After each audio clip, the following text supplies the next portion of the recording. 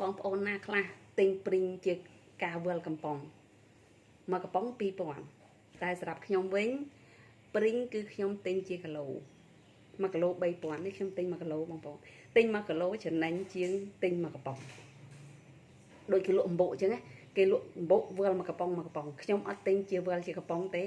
ខ្ញុំសួរជាគីឡូ1គីឡូប្រហែលអញ្ចឹងខ្ញុំទិញជាគីឡូគឺចំណេញជាងកំប៉ុងព្រីងធម្មជាតិនិយាយពីខែធ្លាក់ភ្លៀងបងប្អូនហើយរបស់ធម្មជាតិគឺដុះល្អណាស់ព្រីងនេះក៏ល្អអញ្ចឹងទៅខែណាសាបូរបស់ធម្មជាតិយើងញ៉ាំរបស់ហ្នឹងទៅយើងញ៉ាំដោយខែអញ្ចឹងណាកុំចោលអសោះរបស់ធម្មជាតិហ្នឹងយើងឲ្យស្គាល់ជាតិគេថារដូវនេះខែនេះត្រូវញ៉ាំរបស់នេះរបស់នោះសាបូផ្លែឈើណាមួយគឺយើងញ៉ាំអញ្ចឹងទៅធម្មជាតិសតណាបងប្អូនទៅបេះពីដើមតូងខ្ញុំទិញរបស់អីក៏ដោយគឺខ្ញុំគិតរកផលចំណេញជាមុនហើយក៏យើងគិតផលចំណេញហ្នឹងមិនមែនថាអ្នកលក់ក៏មិនចំណេញទេអ្នកលក់ក៏លក់ចំណេញដែរ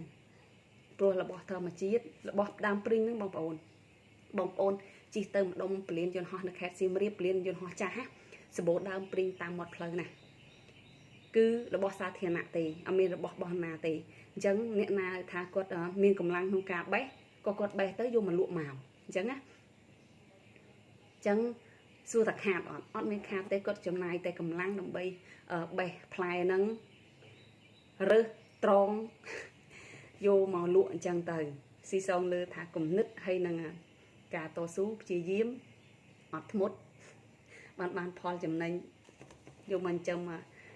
ខ្លួនឯងនិងចិញ្ចឹមគ្រួសារផងដែរចាអរគុណ